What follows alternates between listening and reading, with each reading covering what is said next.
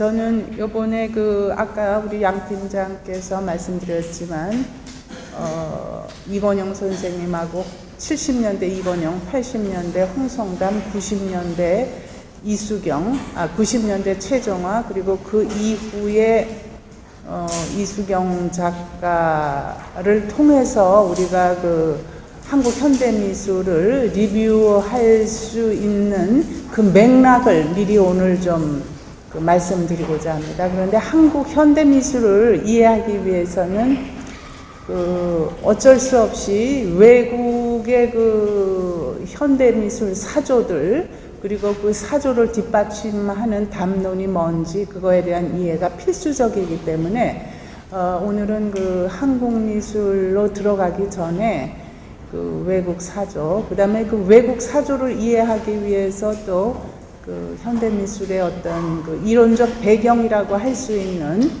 담론들을 깊게 할 수도 없고, 또 시간도 그렇고, 개념자이 상당히 이렇게 좀 현학적이고 난해한 개념이라, 우리가 짧은 시간 내에 다 이해할 수 없을 것 같아서, 필요한 부분을 중점적으로, 리뷰하는 식으로 넘어가겠습니다. 여기 여러분께 나눠드린 현대미술의 담론과 이슈라는 첫 단락을 우선 말씀드리고, 그 다음에 이제 사조에 들어가서는 작품을 보면서 그 내용을 말씀드리려고 합니다. 여기 현대미술은 장식이나 아름다움의 창조가 아니라 삶의 형태다라고 첫 줄을 썼습니다. 사실은 저는 굉장히 이 얘기가 중요한 얘기라고 생각을 해요. 현대미술을 그냥 누구나 덕 보면 이해하는 그런 과거 개념의 미술이 아니기 때문에 그것을 이해하기 위해서는 공부가 필요하다는 거죠. 전시회도 많이 다니고 미술 관련 서적도 보면서 현대미술의 코드를 이해할 준비를 스스로 해야지, 그렇지 않으면 굉장히 당혹스럽고 또 어떤 때는 기분 나쁘기까지 하죠. 모르니까 기분 나빠하는 경우가 많은 것 같아요. 더군다나 아주 첨단의 아방가르드한 예술들은 보면 굉장히 과격하고 막 불쾌할 정도로 이미지들이 아주 당혹스러운 그런 미술이 많은데, 왜 그런 미술이 생산되고 있는지 그 배경을 이해하지 않고서는 그런 어떤 거리감을 가질 수밖에 없는 상황 같아요. 우리가 물리나 화학의 공식을 이해하기 위해서 공부를 해야 되듯이 현대미술도 코드를 이해하기 위해서 공부해야 된다는 것을 강조하고 싶습니다. 그리고 현대미술이나 현대미술사를 이해하는 여러 가지 방법론이 있는데, 오늘은 모더니즘과 포스트 모더니즘이 뭔가를 공부하는 걸 통해서 현대미술을 이해하려고 합니다. 그러니까 우리가 모더니즘, 포스트 모더니즘만 제대로 이해를 하면 현대미술 반은 이해한다고 생각할 수가 있을 것 같아요. 그리고 이 모더니즘과 포스트 모더니즘을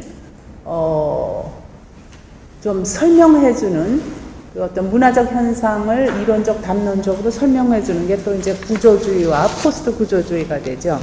모더니즘은 우리가 이제 19세기 말부터 도시 문화가 형성되고 이성이 문명의 기초로 작용하는 그런 어떤 담론들을 얘기하죠. 그래서 이성주의라든가 계몽주의, 합리주의, 자본주의, 또 예술로 얘기하자면 어떤 예술의 원본성, 오리지널리티, 이런 것이 강조되는, 우리가 살고 있는 이 시대에도 모더니즘이 우리의 뼛속 깊이 스며들어가 있는 굉장히 어떤 기본적인 담론이에요. 그런데 이 이제 모더니즘이 어느 시점에 자기 당착적인 한계에 빠지게 되죠. 왜냐하면 모더니즘으로 이해할 수 없는 많은 일들을 우리가 접하면서 새로운 어떤 패러다임을 요구하게 되는데, 그것이 이제 포스트 모더니즘이라고 이해하면 되겠어요. 그래서 모더니즘에 대한 반성,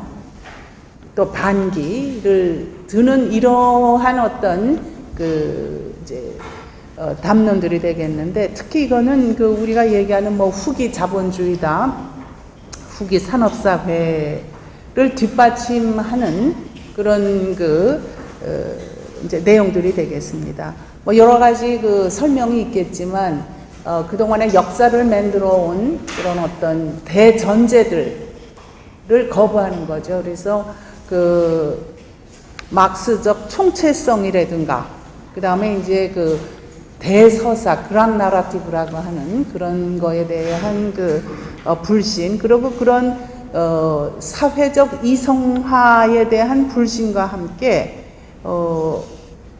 인종 문제, 또 그린 환경 문제, 그 다음에 반핵운동, 페미니즘과 같은 여러 파생적인 운동이 벌어지면서 포스트 모더니즘이 전 세계적으로 확산되는 것이 이제 70년대 정도라고 보면 돼요. 68년 유럽에서 일어났던 학생 운동이 이러한 포스트 모더니즘 운동의 어떤 가시적인 현상이었다고 볼 수 있죠. 포스트 모더니즘은 실상은 이제 미국에서 포스트 모던 건축하고 먼저 건축으로 드러나게 되지만, 그것이 포스트 구조주의 이론하고 결합되면서 확고한 어떤 실체를 갖는 담론으로 발전하게 된 거는 그러한 유럽의 포스트 구조주의 사상에 힘입어서죠.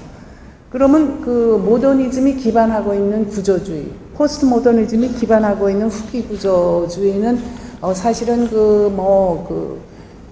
우리 현대에, 당대를 살고 있는 현학들, 많은 학자들이 다 동의하고 또 새로운 패러다임을 창출하는데 다 코퍼레이션을 했던 그런 중요한 개념이죠. 근데 이제 모더니즘이 근간을 하고 있는 어떤 스트럭처리즘, 모든 걸 시스템이나 구조로 파악을 하는 거죠.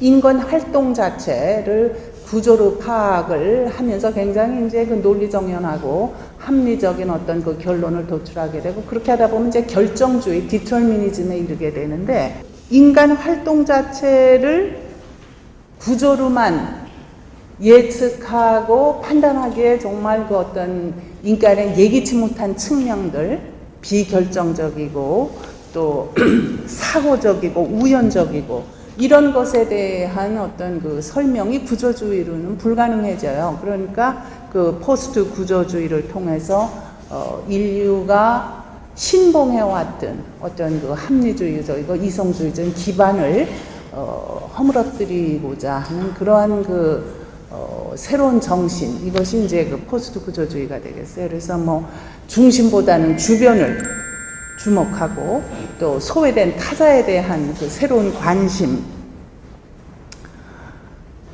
이러한 부분에 대한 새로운 관심이 새로운 어떤 사고의 패러다임을 만들어내고, 그것이 이제 문화라든가 그 다음에 모든 어떤 학문들에게 널리 이제 퍼지게 되는 거죠. 어떻게 보면 페미니즘도 이런 포스트 구조주의 사고의 일환으로 생각을 해야 되는데, 타자에 대한 인식과 함께 페미니즘이 과거 페미니즘하고는 다른 어떤 맥락에서 새로운 주목을 받게 되면서 우리 세대에 새로운 페미니즘 운동이 일어나게 되는 거죠. 그러니까 19세기 말에 여성들의 권익을 옹호하는 그런 인간 평등 차원의 페미니즘이 아니라 70년대 포스트 구조주의에 입각한 페미니즘은 문명 자체를 다시 비판하면서 문명이 가부장적으로 이루어진 어떤 구조 자체에 대한 비판과 함께 여성 문제를 다시 들여다보는 그런 이제 내용이 됩니다. 그래서 과거 페미니즘하고 현재 페미니즘의 큰 차이를 만들어내는 분수령이 바로 포스트 모더니즘 혹은 이제 포스트 구조주의적 담론이 되죠. 그러면 이런 전 세계적으로 공감대를 얻고 어떤 새로운 정신을 향해서 가게 되는 이런 포스트 모더니즘이 혹은 포스트 구조주의적 포스트 모더니즘이 미술에 끼친 영향이 뭔가, 이게 이제 우리의 어떤 중심 태제가 되죠. 그것이 그 여성학이라는 것 자체도 이제 그때 생겼죠. 그리고 이러한 그런 사고들이 각 분야에, 그래서 뭐 철학이라든가 문학이라든가 이런 경계가 없어지면서 포스트 구조주의라는 새로운 그 디시플린이 생기게 되는 것인데, 그것이 미술에도 막대한 영향을 끼치면서 이 미술적 사고 혹은 미술적 감수성 자체를 전격적으로 바꿔놓게 돼요. 우리는 지금 그런 시대에 살고 있는 거죠. 그래서 이 그 모더니즘 미술과 포스트 모더니즘 미술의 그 양립된 두 면을 다 이해하지 않고서는 현대 미술을 이해할 수 없는 그런 그 상황이 되는 거예요. 그러니까 포스트 모더니즘을 이해하기 위해서 모더니즘을 이해해야 되는 것과 마찬가지로 현재의 그 포스트 모던 아트가 모더니즘 아트에 대한 반발이자 그것의 계승으로 그 어떤 한계를 초국하는 것으로 대두가 됐기 때문에 이제 그 현대 미술을 논의할 때는 모더니즘에서 시작을 해야 되는 거죠. 우리가 모더니즘 예술하면 우리가 모던 아트, 뭐 그게 이제 한국말로 번역할 때 근대 미술, 현대 미술 굉장히 이제 혼란스러운데 번역 문제 때문에 모던 아트라고 할 때는 이 모던은 시기적인 개념입니다. 그래서 그 모던은 르네상스에 두게 되면 르네상스 이후의 미술이 모던 아트가 되고 19세기 말 뭐 인상주의에 두게 되면 그때부터. 그런데 이 시기적인 개념하고 다르게 모더니스트 아트는 모더니티 자체가 이데올로기화된 상태의 미술이에요. 그러니까 이 모던이라는 시기적 개념을 떠나서 그 시기에 형성된 모더니티, 근대성 자체를 이념화한 미술이 바로 모더니스트 미술이기 때문에 그것은 르네상스 때 태어난 모던 아트하고는 다르게 되는 거죠. 보통 모더니스트 아트 하면 19세기 말 인상주의 작가들을 선두로 해서 일어나게 된 일련의 미술 그 운동이 이제 모더니즘 미술이라고 볼 수가 있어요. 그러니까 인상주의 작가들이 과거 고전주의나 혹은 낭만주의 작가들하고 다르게 뭘 했길래 그 인상주의 작가부터 우리가 모더니스트 작가 혹은 인상주의를 모더니즘 미술이라고 하느냐. 뭐 그 미술사를 한 분들이나 혹은 그 이제 미술사 강의를 미대를 전공하면서 한 분들은 이제 많이 귀에 못이 박히도록 들었겠지만 미술에서의 그 모더니즘은 바로 미술이라는 거의 속성에 충실한 아주 그 순수한 미술 영역을 말해요. 과거 그 고전주의 미술, 특히 이제 종교 미술 같은 데는 미술에서 이야기를 하게 돼요. 성서 이야기, 역사 이야기. 그렇게 그 내러티브가 있는 미술은 문학에 가까운 거지 순수한 미술이 못 된다. 미술은 뭐냐? 평면 위에 물감으로 그려져서 그 우리가 물리적 흔적을 볼 수 있듯이 매체적으로 순수한 미술이 모더니즘 미술이라는 그런 이론이에요. 그러니까 이제 뭐 모더니즘 미술은 물론 그 인상주의 작가 자신들이 만들어낸 개념은 아니고 1950, 60년대에 가서 미국의 그 그린버그라는 그 이론가, 뭐 평론가가 만들어낸 개념이지만 이제 그때를 기점으로 놓은 게 인상주의 작가부터 미술이 이야기를 배제하고 그림으로써 어떤 가치를 갖는, 조형적 가치를 갖는 그런 그 미술을 지칭하게 돼요. 그래서 그림이 점점 평평해지고, 왜냐하면 그 이제 이야기를 담기 위해서 그림에 어떤 그 깊이의 환영을 만들거나 입체감을 만들어내는 것을 탈피해서 평면 위에 물감성이 드러나게 하다 보면 그거는 자연스럽게 추상적으로 그려지게 되는 것하고 같은 얘기가 되죠. 그래서 이 모더니즘 미술의 종착역은 추상 미술이에요. 그러니까 그 마네나 모네 그림, 인상주의 그림에서 피카소, 뭐 마티스, 칸딘스키, 몽드리앙을 거쳐서 일련의 그 모더니즘 회화들은 추상 미술에서 그 어떤 완성을 보게 되는 거죠. 우리가 추상 미술을 볼 때는 거기서 이야기를 읽지 않아요. 화면에서 물리적인 붓자국만 읽을 뿐이고 그 작품 자체를 하나의 어떤 그 창문으로 세상을 내다보는 게 아니라 그 자체의 조용성을 갖는 독자적인 자율적인 매체로서 그림을 인식하게 돼요. 그게 바로 모더니즘이에요. 근데 이제 모더니즘이 인상주의로 해서 뭐 야수파, 뭐 표현주의 쭉쭉쭉쭉 가서 2차 대전 이후에 미술의 중심이 유럽에서 특히 그 프랑스에서 미국으로 옮겨지잖아요. 그럼 미국으로 옮겨져서 1960년대가 되면 이러한 그 모더니즘 페인팅이 미국적 스케일로 상당히 커지면서 모더니즘을 완성시키게 되는 거죠. 그러니까 유럽에서 시작된, 인상주의에서 시작된 모더니즘이 전쟁을 치른 후 미국이 그 자본의 중심이 되면서 문화의 중심, 미술의 중심이 될 때 미술에서 완성의 꽃을 보게 되는 거죠. 그러다가 60, 70년대로 넘어가서 80년대에 이르면 70년대 포스트 모더니즘이 포스트 모던 아트를 등장시키게 되는 그 이제 개념이 되잖아요. 그것이 모더니즘 미술에 대한 한계를 지적하는 툴로 쓰이게 돼요. 모더니즘 미술이 한계가 뭐냐? 너무 그 미술의 형식, 조형성을 강조하다 보니까 미술이 우리의 삶과 관계가 없는 게 되어버린다는 거죠. 우리 그 과거의 그 종교 시대 때에는 종교적인 이야기를 담아내면서 그 보는 사람하고 소통을 해왔지만 이제 이 모더니즘 시대의 순수한 미술은 사람들하고 어떤 그 상하탑 속의 미술로서 소통이 차단되어 있다라는 그런 반성이에요. 그래서 그러한 반성과 함께 미술을 다시 삶으로 통합시키려는 그런 의지를 발동시킨 것이 이제 바로 모더니즘 혹은 현대 미술에 대한 반성인 거죠. 그래서 그 다음부터 팝아트니 이런 것이 다시 미술의 일상, 우리 그 현실을 첨부시키면서 새로운 어떤 패러다임의 미술로 개진하게 되는 게 이게 바로 이제 그 포스트 모던 아트가 되죠. 그러면 이 포스트 모던 아트가 모던 아트하고 어떻게 다르냐? 상당히 모더니스트 아트하고 어떻게 다르냐? 상당히 다르죠. 모더니스트 아트는 페인팅 중심이고 그림이 하나의 어떤 미술을 대변하는 매체로서 그 자체의 독립된 가치를 갖게 돼요. 그런데 포스트 모던 아트에서는 그러한 어떤 매체적 순수성보다는 그것이 표현하고자 하는 내용, 의미가 더 중요해지는 거죠. 그런데 그러한 내용과 의미를, 새로운 내용과 의미를 담아내기 위해서는 기존 매체, 페인팅만 가지고 담아내지 못하는 이러한 상황에서 새로운 매체를 발굴하고 도입하게 돼요.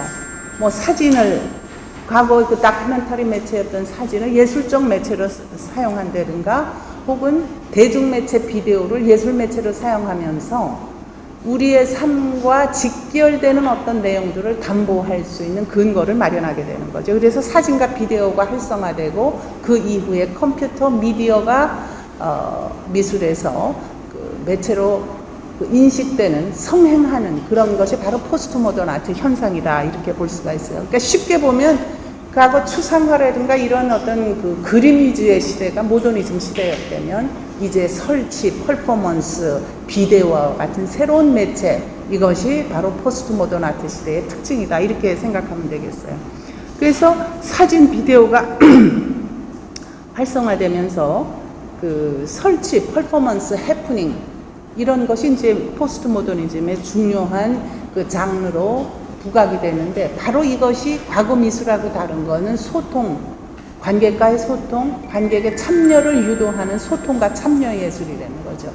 설치에서는 관객이 작품을 완성시키는 그 설치 미술의 공간 속에, 환경 속에 관객이 개입하면서 완성을 시키는 이런 중요한 그 참여자가 되는 것이고, 그냥 감상자에서 참여자가 되는 것이죠. 퍼포먼스도 마찬가지예요. 작품이라는 그 매체가 예술하고 관람객의 사이를 갈라놨다면 이제 그 물질을 탈물질화 시키는 행위, 액션을 통해서 예술과 관객이 직접 소통할 수 있다는 거죠. 우리가 그림을 보는 거하고 퍼포먼스 아트를 대할 때 눈으로 보는 게 아니라 몸으로 인식하게 되고 직접 그 예술의 그 중요한 참여 요인으로서 개입을 하면서 거리가 상당히 좁혀지는 걸 알 수가 있습니다. 이렇게 관객이 참여하는 이런 예술이 현대의 컴퓨터 매체에서는 매체적으로 그럴 수밖에 없죠. 이 그 인터페이스 메커니즘이, 컴퓨터의 인터랙티브 메커니즘이 예술 활동과 예술 감상의 관람객이 인터페이스를 안 하면 안 되게 되기 때문에 아주 자연스럽게 관객 참여가 이루어지기 때문에 현대의 컴퓨터 아트, 미디어 아트가 현대 예술의 매체로서 상당한 그 옹호를 받게 되는 시죠. 컴퓨터를 우리가 열어서 같이 그 인터페이스 하지 않으면 뭐 가상현실 예술이라든가 웹 예술 우리가 들여다 볼 수가 없죠. 예, 그런 만큼 이런 매체 자체가 매체가 갖는 어떤 그런 그 내용을 확보해 주는 거죠. 이게 바로 이제 마셜 맥런이 얘기하는 medium is the message. 매체가 메시지가 된다. 매체가 단순히 그냥 어떤 형식이나 담는 걸로 끝나는 게 아니라 그것이 내용, 매체 자체가 내용이 되는 거죠.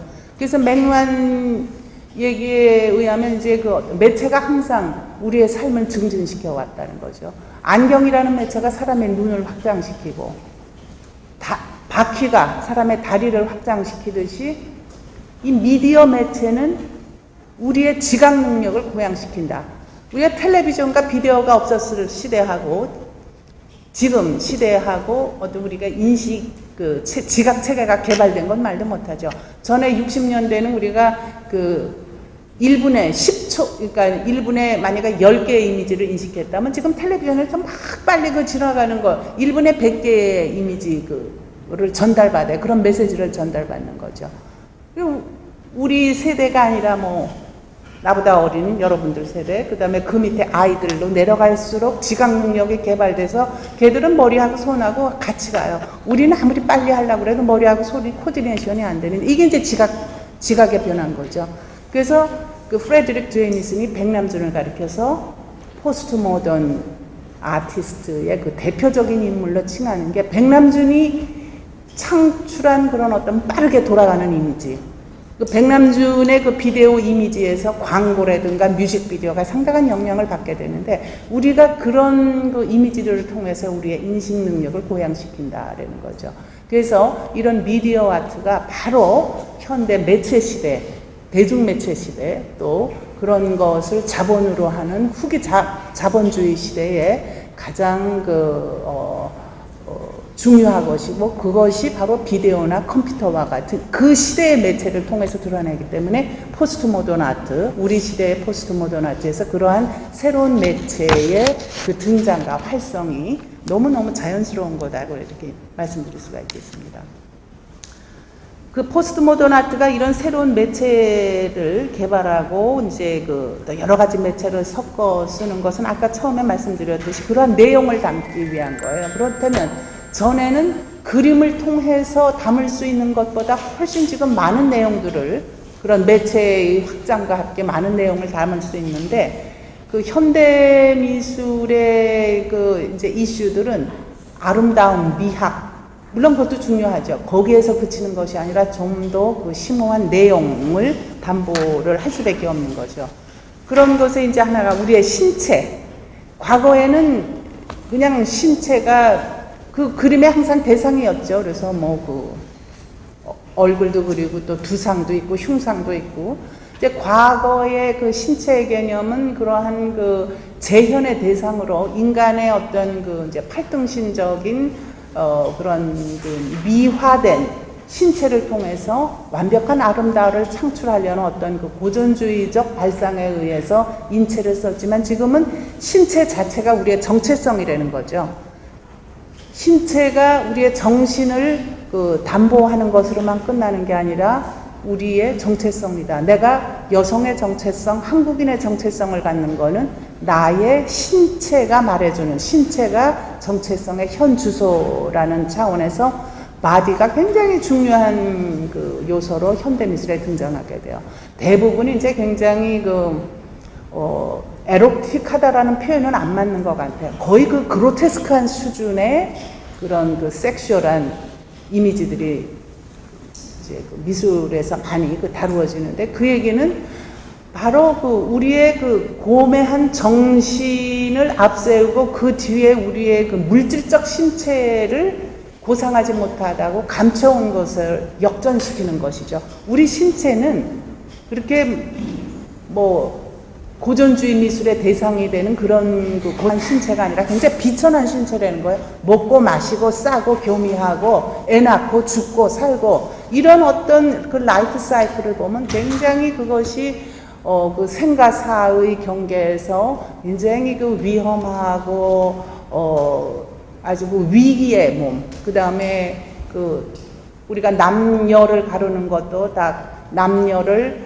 그 구분된 개념으로 하고 있지만 여성이 남성성을 가질 수 있고 남성이 여성성을 갖고 있기 때문에 우리의 섹슈얼한 필링은 남성과 여성 양극 사이의 수많은 스펙트럼으로 표현이 될 수 있다는 거예요.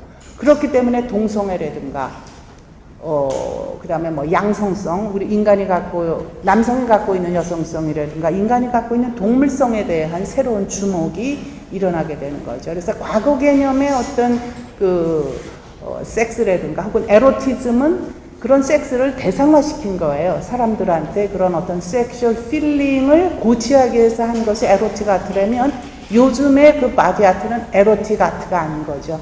그 에로티시즘의 그 실체를 벗어나서 디미스티파이 시키는 탈신비화된 비천하고 그로테스크한 신체. 이거 아주 그 현대미술에서 중요한데 그것이 가장 또 그 감상자를 당황스럽고 불쾌하게 만드는 예술이죠. 그래서 우리가 이런 어떤 담론적 배경을 이해하지 않으면 왜 현대미술이 이 지경이냐. 아름다운 거 다 놔두고 왜 이렇게 비천하고 아주 그 구역질나는 매스꺼운 걸 하느냐. 근데 그것은 결국 인간에 대한 새로운 의식, 반성이에요. 문명에 대한 반성. 이렇게 봐야 되는 거죠. 그 다음에 이제 뭐 그 생태라든가 환경. 뭐 지식인들 뿐만 아니라 지금은 그 뭐 아이들, 아주 어린 아이들까지 이제 그 환경의 중요성을 인식하고 캠페인을 하고 뭐 그 이제 산으로 들러가서 그런 그 생태를 좋게 하는 이런 이제 그 액티비티를 많이 하고 있죠. 근데 정말 이 생태나 환경이 미술에서 굉장히 중요한 요소로서 그 미술의 개념을 바꿔놓는 또 하나의 요인이 되고 있죠. 그러니까 이제 그 생태는 모더니즘은 이 자연과 문명이나 문화를 분리시켰죠. 자연을 극복하기 위해서 이제 모더니즘적인 어떤 그 지식, 그런 자본 이런 것이 이제 자연하고 상충되는 개념이었지만 이 포스트 모던에 기반한 새로운 생태주의는 자연하고 이 문화가 같이 가야 되는 것, 상호적이어야 되는 것, 그러면서 자연을 통해서 문화의 병폐를 치유할 수 있는 그런 그런 상황에 이루고자 하는 것이죠. 근데 이런 어떤 그 우리의 문명, 우리가 병든 그 사회는 기본적으로 남성 중심 사회예요. 그러니까 이 가부장 사회의 병폐는 뭐 한 개인의 어떤 퍼스널한 남성이 아니라 남성적 문화에 의해서 오염됐다고 보는 거거든요. 그것에 대한 어떤 도전으로 페미니즘이 등장한 것이기 때문에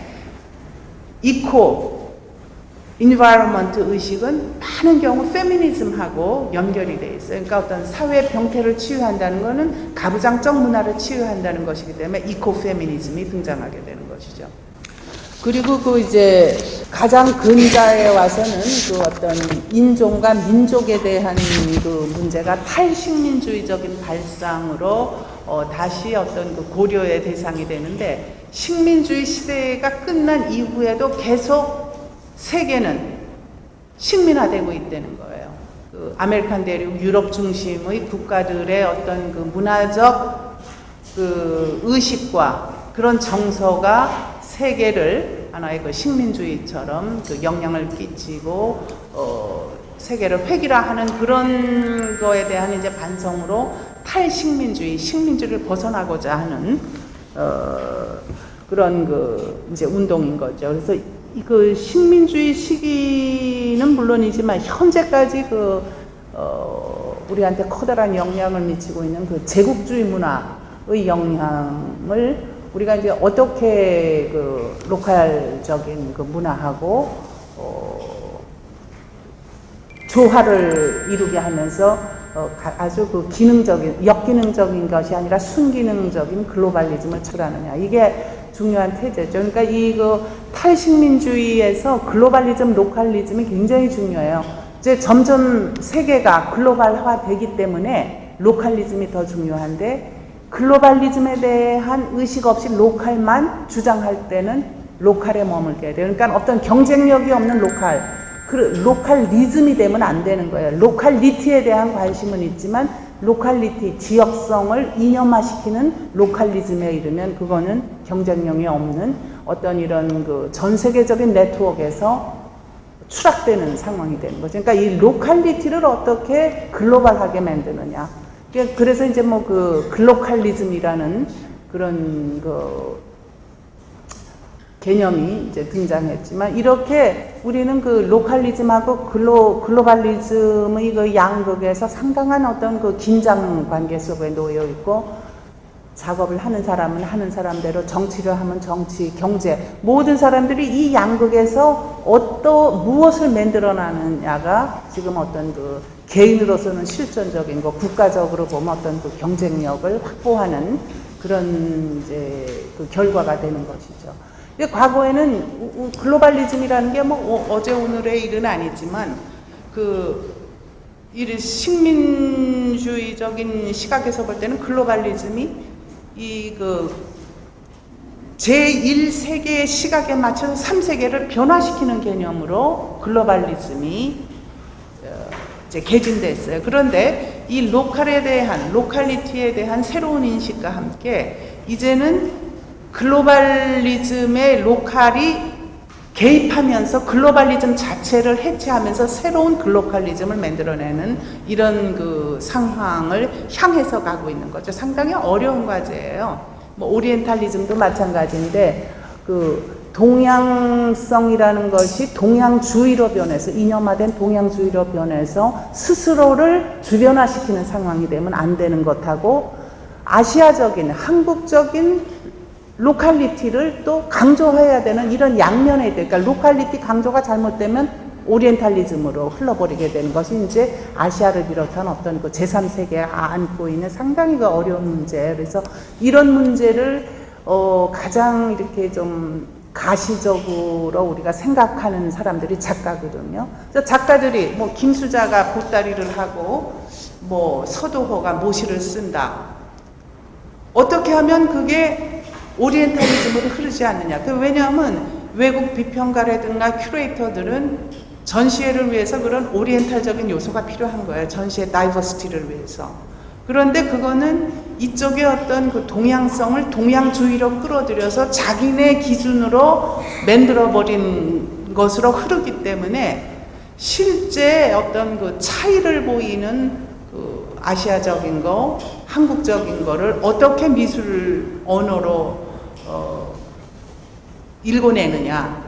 이제 그거의 성공적인 예를 보통 백남주, 그러니까 세계적으로 이렇게 인정을 받고 있는 작가는 오리엔탈리즘으로 떨어지지 않고 이런 어떤 그 경계에서, 글로벌리즘하고 로컬리즘 경계에서 어떤 새로운 비전을 제안해내는 이런 작가들일 거예요. 물론 뭐 해석에 따라 조금씩 편차는 있겠지만, 이제 많은 그 작가들의 훌륭한 작가로 만들어내는 요 어떤 그 인정하는 요 공감대 속에는 바로 그 사이의 인비트윈에서 뭔가 이렇게 새로운 걸 제시하는, 뭐 조형 언어라도 좋고 새로운 이슈를 제시하는 그런 작가들인 거죠. 그래서 사실은 이 글로벌리즘, 로컬리즘 태제는 우리 미술관하고도 직결되는 굉장히 심각한 문제예요.